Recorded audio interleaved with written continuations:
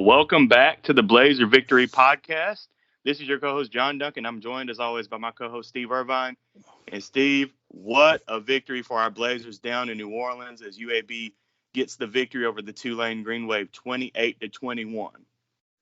Yeah, I mean, what a night, what a performance. What a great job of hanging on, and just it was such a big win in so many ways, and I think there was a happy group afterwards and coming home, and just really meant a lot to this program to win that game. Definitely, and especially with all the conference realignment stuff going on. I mean, this was just big also for the fans too, to just show to all of us that hey, we can compete in this American League.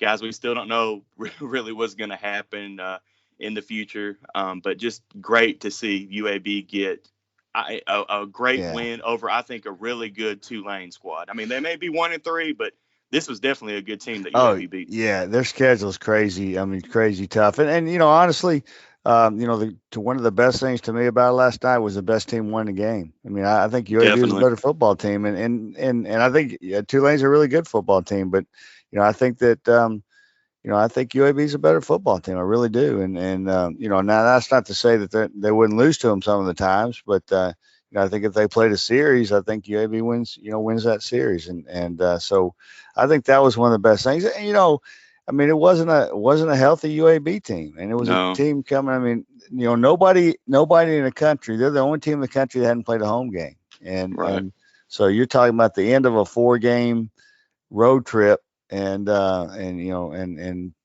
think the best team won last night.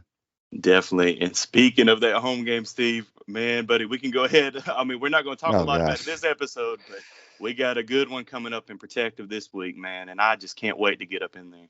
Yeah, I mean, and that's the thing. We passed over the stadium flying home last night, and that's kind of the way you come in and just looking Hmm. down on that thing. It's hard not to, just stop and just stay there for this week. Just find somewhere to stay around there. But yeah, it's gonna be a big week. It's gonna be a busy week. It's gonna be a tough week of preparation for It for Coach is. Clark. To keep these kids focused on the task at hand, because there's going to be so much surrounding it and so much talk about it and so much excitement over it that you got to remember you got to play a football game. And so it's going to be a tough week, but man, gosh, is everybody ready? No doubt. Yes. And Steve, we've got to give the coaching Clark and the coaching staff a lot of credit for these last couple weeks. After the Georgia game, because I know our guys have been excited about getting into Protective Stadium and playing that first home game on October 2nd. But the coaching staff was able to keep these guys focused for two straight weeks in a row and get two very big road wins on the road. So Yeah. just kudos to the coaching staff for that, because I know that's hard, because you hadn't played a home game, like Steve, you just said, only team in the country that hadn't played a home game.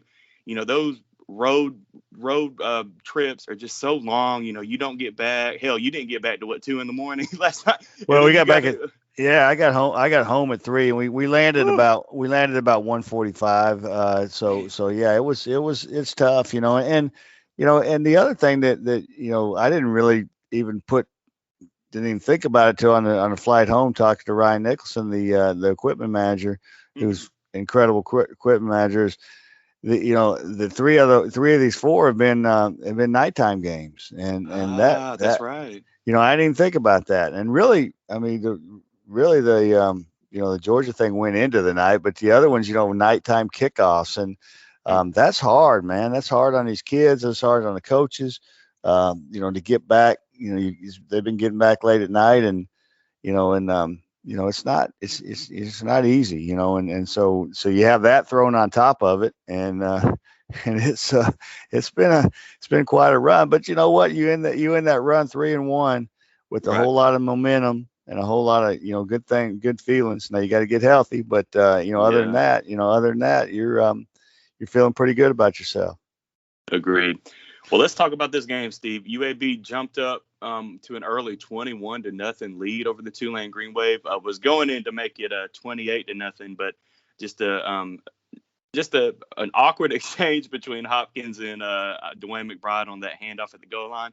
But I was telling myself, like, if you are going to fumble the ball, you definitely don't ever want to fumble the ball. But if you do, it's best to do it at the opponent's goal line, not at your own. Yeah, yeah, and that's the thing. They still had a long way to go, and Yeah. it was a mistake. I mean, I think the snap was a little bit low. It Hmm. wasn't a terrible snap, but it wasn't a good snap, and Yeah. I think that kind of started the whole mishap play, and it hurt. I mean, you can't give away points, especially against a team that really can score points, and Right. um, so it hurt, but you kind of you learn from those things. I mean, that was probably that was one of the few mistakes that Dylan Hopkins made. Hmm. It Oh yeah. and it certainly was a team fumble, really, to me. I mean, I think it was, Yeah. I think probably McBride probably gets, credit, I guess, or whatever you want to call it. But it was just a team thing, and you can't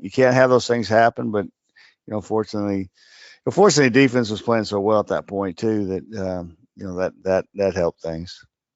Yeah, the defense was playing great. Now let's talk a little bit about Dylan Hopkins because just watching the broadcast, he just looked comfortable pretty much the whole game. His stats, he ended up throwing 19 of 27 for 240 yards, 3 touchdowns.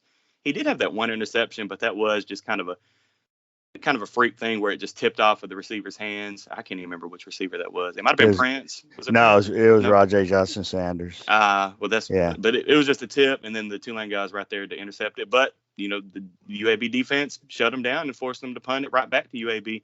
But just going back to Dylan Hopkins, Steve, he just looked comfortable the whole. Like he looked like he'd been starting the whole year pretty much. Like he looked great.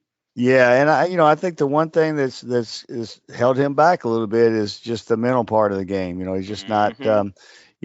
he's just got to get better at that. And I think the one thing that the best thing he did yet last night, I thought, was make good decisions. Yes. Because he's got the physical tools, he always has, and it's just a matter of getting him thinking the game. And I really thought he had some times last night where he could have forced balls, could have forced things and tried to make a play, and he just was patient. He just kind of patiently waited for things to happen, and I think that was huge. I mean, I think obviously the one that he did force, because he forced that ball in there, he's rolling and kind of threw back against his body. You don't make that throw. I mean, and, Yeah. and I saw it the whole time. I saw that.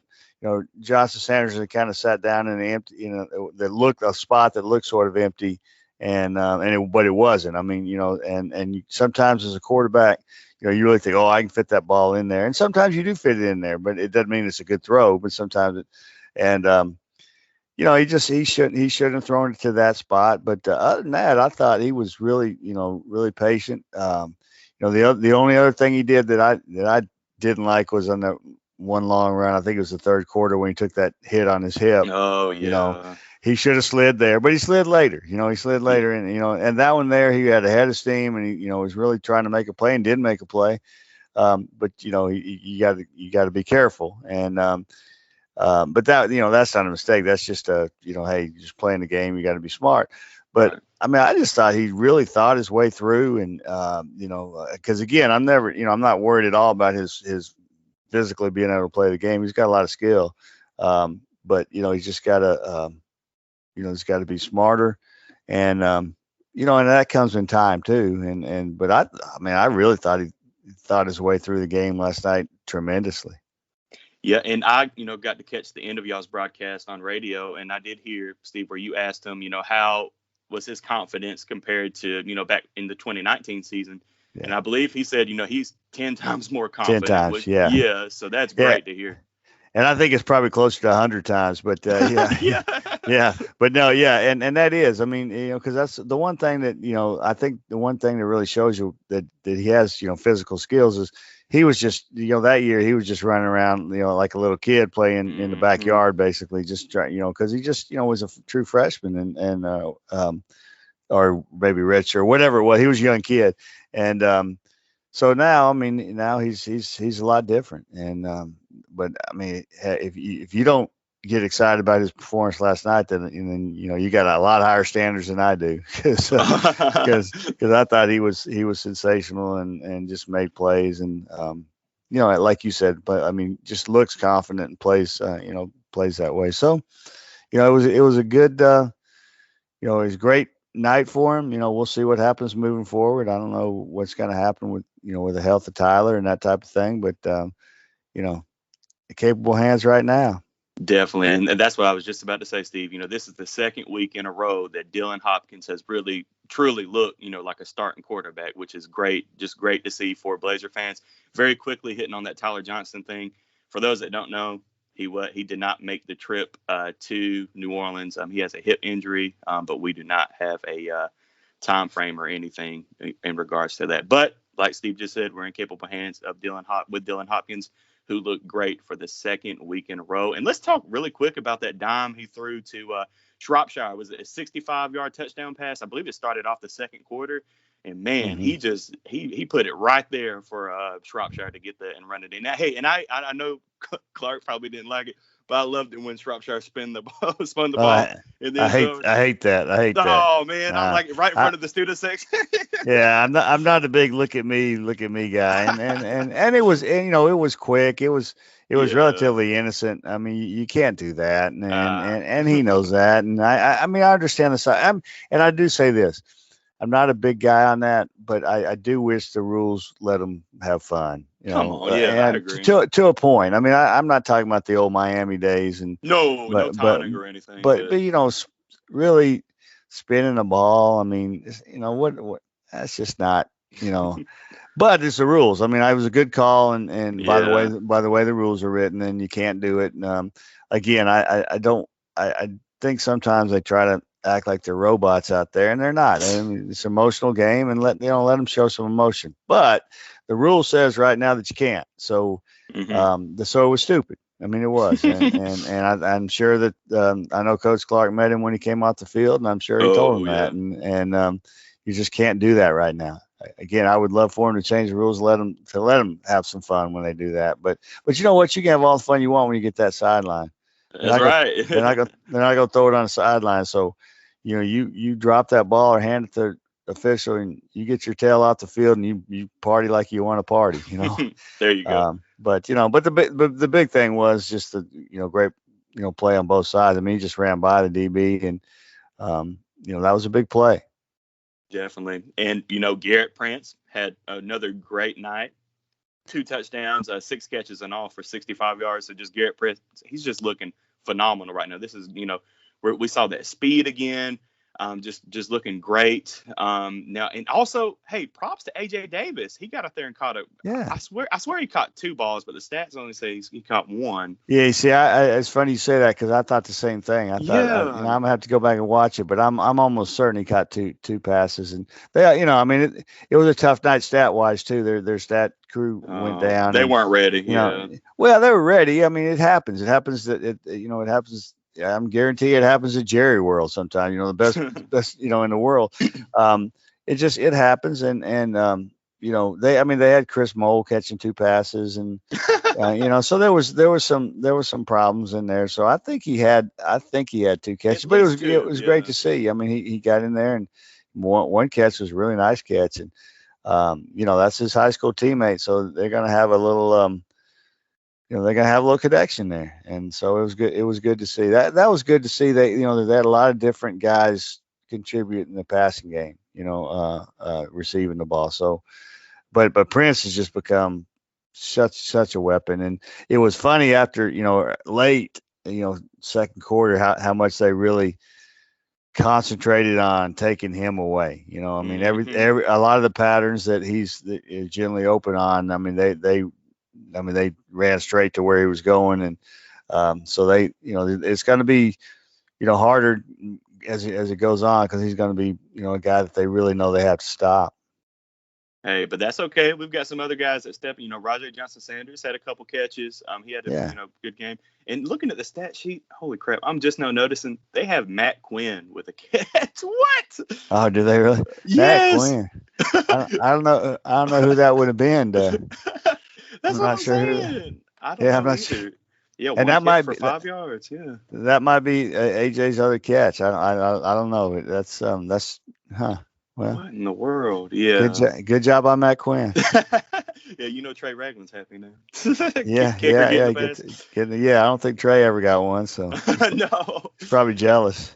no, and I'm not gonna speak a lot on the broadcast last night, Steve. But honestly, when you go back and rewatch it today or tomorrow, whenever ESPN Plus, like it was this, like you said, the stats were down, but I don't know, it just was not a good broadcast. It honestly looked like they were just not prepared to host this game, which I don't want to say that because Well, I I don't thought know. the stadium they were. I thought they did a nice job of Okay. of hosting. I mean, I didn't hear the broadcast, and and hey, turn that sound down and listen to us. Hey, that's what I I mean did. Yeah. that's what you need to do. But yeah, I didn't hear. But no, I thought at the stadium I mean, I thought they did a good job. I mean, it was again. I Okay. mean, those things like the stats, that's going to happen. Yeah. And the replay was down for a while. I didn't even know it until he announced that it was back on. Um, Yeah, I and heard that. Yeah. yeah, and but I mean, I don't think it was because of lack of preparation. I just think I mean, hey, there's some tough times going on in New Orleans right It now, and they're is. Yeah. trying to get life going again.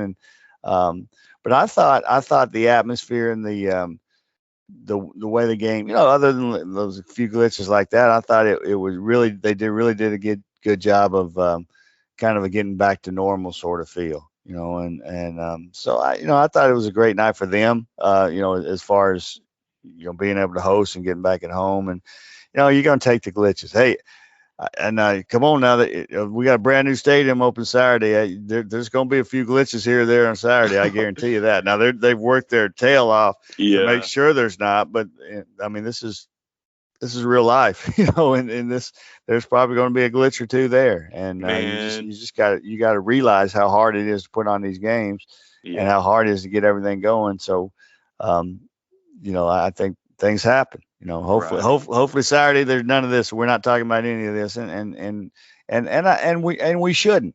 Right. We shouldn't, because it's all about, kind of like last night. It was all about the celebration and getting back on that darn field and Yeah. getting back home. And I mean, they still got some of their players living in hotels there. Mm. Until stuff's getting just till they can get back in their dorms and things like that. So same thing Saturday. If there's a glitch or two, who cares? Right. Because this is a celebration, man. This isn't this isn't it's not easy. So, Definitely. but I did like the atmosphere last night, and it did feel like hey, we're trying to get back to normal sort of thing. Well, good. And hey, real quick, we're used to glitches at Legion Field anyway. So. Yeah, I mean, golly, that's a way of life, man. I mean, the Right. Legion Field. So just kind of remember that, and Definitely. and be happy about it. And last thing on the offensive side of the ball, we did mention the fumble early on by Dwayne McBride on that exchange with Hopkins, but McBride, 18 carries, 111 yards, just looked great. Him and Jermaine Brown looked great, and really Stanley too. He came in and got a couple carries, so they all looked Yeah, pretty good. all three of them did, and they really did it. I really thought the offensive staff did a good job of keeping all those guys fresh. I think that's the one thing about McBride. McBride was incredible, and if he's just not at the point where he can carry the ball 25 times, No, and they would love to get that from him, especially the way he was running last night. He's just right now. I mean, hey, Spencer's built differently, as far as, I mean, Spencer, from the time he stepped on campus, could carry the yeah, ball 35 times a game. Jordan Howard could do that. Not everybody can do that. And I think that eventually he'll get there. he'll get there. But right now you just want him to do his damage when he's in there. And my goodness, he was running hard, he was running angry, he was running, just it was a shame he didn't get in the end zone at one point, at least one time. But I really love the way he ran the ball, but I love the way all three of them ran the ball, and I think that's a testament to the job the guys are doing up front. And yeah, he was great last night. Good to see him get 100 yards. Yes, Good to see him get out there and just run through people, around people. I mean, he's so good. I mean, he's just, once you can get him where he can carry the ball enough times in a game that to do full damage, he's going to be one of the best there is. definitely. And overall, UAB had 193 yards rushing last night, so it was good to see that run game get going a little bit. Now, on the defensive side of the ball, UAB held Tulane to just 90 yards rushing. It's a phenomenal job by the defense, and most of the night ran just a 3-man front on the line, basically just telling Tulane, hey, show us you can run the ball because we're just going to we're not drop everybody back, but just, hey, if you're going to beat us, you got to run the ball. And Tulane was not really ever able to establish the run game on UAB. So kudos to the front seven for UAB. Pretty much all night. We did give up a couple plays, but hey, you shut them down 90 yards rushing. That's great. Yeah, and yeah, that's one thing that they really wanted to do was limit them in the running game, and they did for the most part. There was a couple drives in the late in the first half, those drives that Mm-hmm. they were able to run the ball, and that hurt a little bit. But I thought Alex Wright was he was a man last night. I mean, he's only credited with 3 tackles, but he was beating his guy all night long, and Oh yeah. he was tremendous. And it wasn't a healthy defense. I mean, you're playing without Dijon Turner. You're playing for the most part without Chris Mole. Chris Mole played limited in the first half and not at all in the second half. Yeah. You got some guys, other guys back. Tyler Taylor, who still is not. I think hopefully he'll be fully healthy next week. But he didn't play again, and he said he's going to be such a big part of the run defense. That he's kind of their best. One of their best. Run stop guys. But it wasn't a fully healthy team, and TD Marshall didn't play again, and yet they still, limited them. And I'll tell you what, run support, Mac McWilliams. Oh yeah, he looked good. He's a man. I mean that kid. He's not big, but boy, he plays so physical, and he had some tough times in coverage last night. But it wasn't because he didn't battle. But man, he came up and put some hits on some guys, and Deshaun Oliver I thought really played well. I thought he played his best game. So a lot of guys played well to stop that running game, and it's hard to stop the passing game. I mean nobody has, Yeah, and that cat now, that Michael Pratt, he's a tough character now. he's I good, mean, man. Yeah. yeah, I mean he keeps slinging, and he got rolling there, and he's tough. But I just thought the defense really just battled all night long, and they been a little bit in the second half, but they always made plays to get out of it, and Definitely. and they had to make that big stop at the end. And I thought Alex Wright, that third down play by Alex Wright, when it was 3rd and 2 when the last possession, and he made that play where he got back there quick and tackled Pratt. Pratt got back to the line of scrimmage, but that was a huge play. I mean, because if he doesn't make that play, Pratt maybe gets that first down, and then who knows what happens after that. But and then I don't even know who all was back there on the 4th down play. I know he was one of them. There's several guys back there, forced that fumble, and just a great gutsy effort by the defense overall. Definitely, just great job overall by that defense. And I'm also glad. I think it was Kelly Sanders that they were reviewing the targeting call for on Pratt. Yeah, and honestly, and when the play happened, I thought it was targeting, and it certainly wasn't. It certainly wasn't even close to intentional. Mm-mm. I mean, it just was one of those bang bang plays. Helmet to helmet, yeah.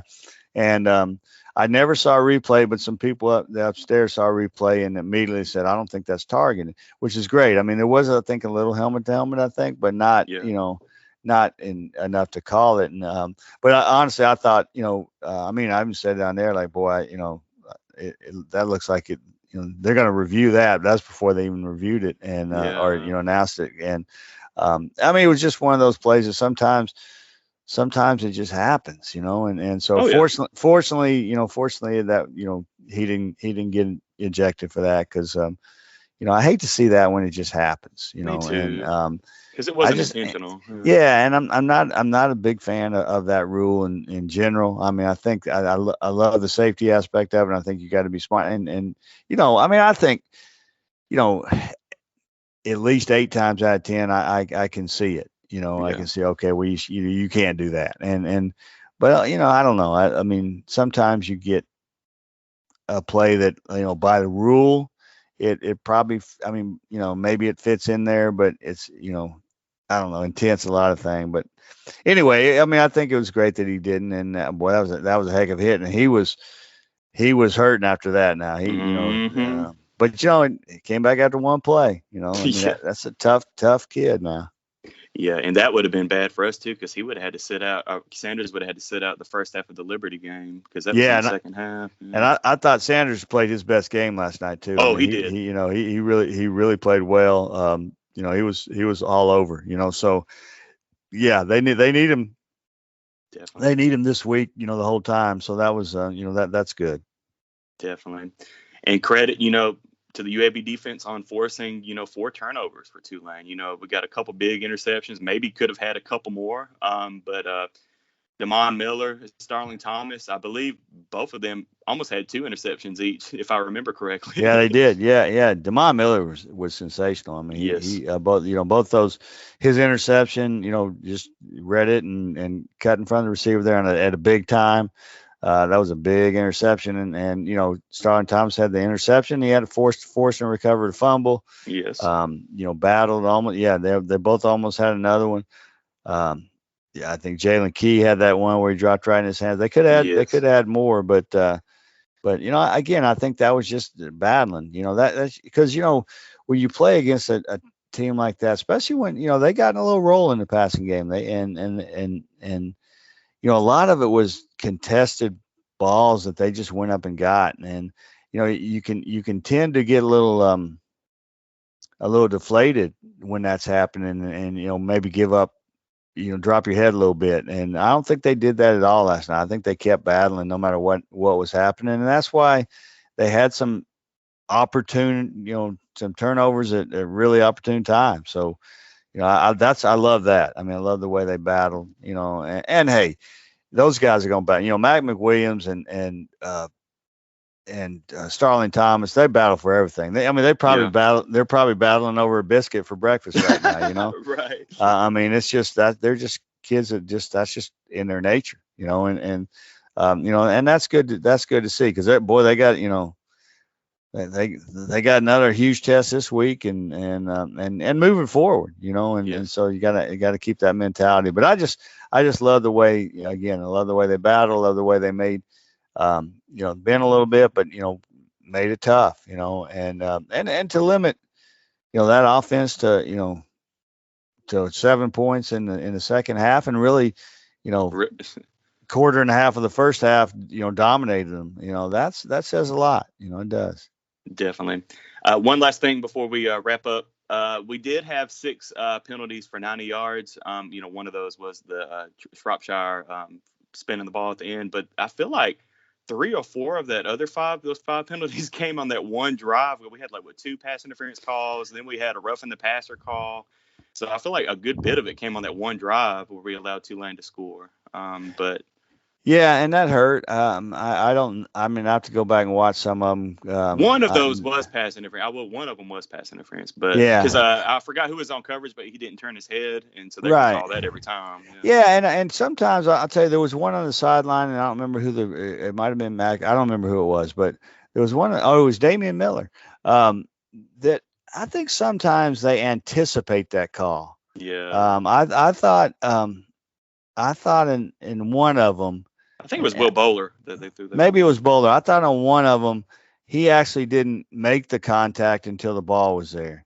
Now Yeah. it looked like he was going to because the ball's on thrown, the guy's trying to come back. But sometimes I think they just anticipate that call because it's just such a natural call Yeah. that they get that flag out there and they don't really watch the play all the way through. And I thought, now the one I'm talking about, I don't remember who it was. I didn't really see a replay, so I'm just going off what happened on the play because we had a hard time seeing replays. But I think that there's like I said, there's some anticipation things sometimes where you just automatically go, well, this is going to be a PI, where it didn't always necessarily a PI. And I thought there was a couple. I never saw a replay of the rough in the passer. I don't know if that was a good call, but I tell you what, they couple plays before they sort of got away with one. I think it Yeah. was Moultrie hit him in the head that Hmm. should have been called. So even if that one wasn't a good call, it was a makeup, and it might have been a good call. I didn't see it. I'm just saying even if they Yeah. kind of probably deserved it anyway. But um, I just think I don't know. You have to go back and look at some of the calls, but I don't think they hurt themselves penalty wise like they have some of these some of the other games. Agreed. Agreed. Well, all right, guys. A great win for our Blazers, getting the win at Tulane, 28-21. Hopefully, a future conference mate again. We'll see what happens in the future, but just another great win. UAB improves to 3-1 overall, and just getting ready for this game against Liberty in our brand new stadium in Protective Stadium. If you don't have tickets, make sure that you call the ticket office or go online and get it, because it's going to be a hot ticket. And knock on wood, I know it's early, but the weather looks fantastic for this Saturday. So we hope that stays the same, and we can't wait to see you guys out there. But Steve and I will be back in just a couple of days to get you ready for that Liberty game. But until then, make sure you're subscribed to us on either Apple Podcasts, Spotify, iHeartRadio, TuneIn, Amazon, wherever. Just hit that follow or subscribe button, and make sure you're following us on Twitter at twitter.com/BlazerPod. But we'll see you in just a couple of days for our Liberty preview. Go Blazers.